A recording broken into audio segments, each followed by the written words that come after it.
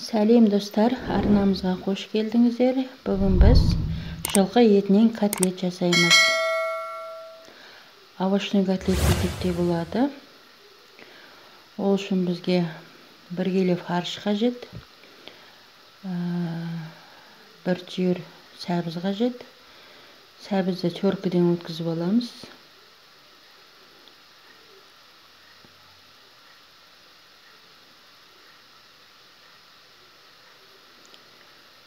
Үш бас жуаны майдалап турап фаршқа қосамыз. Енді капустаны теркіден өткізіп қосып жібереміз.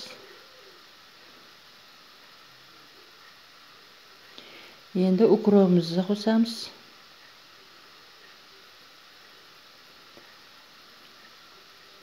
Енді 2 түйір жұмыртқа қосып жібереміз.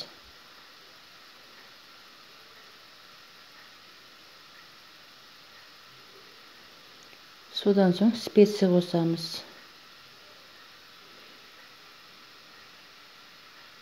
Мен паприка қостым, қызылбұрыш қостым. Әркім қалаған специяны қосады.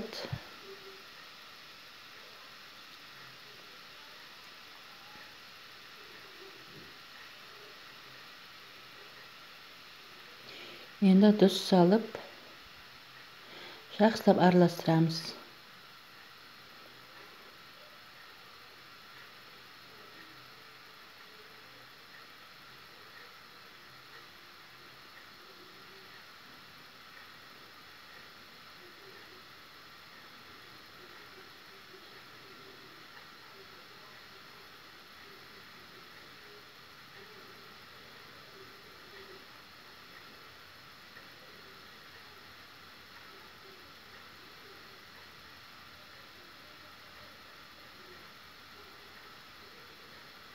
Енді форма береміз. Мен жалпақ-жалпақ қылдым.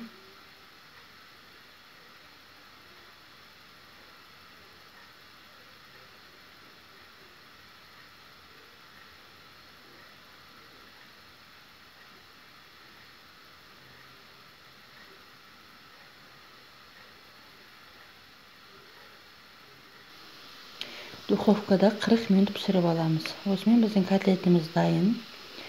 Ас болсын.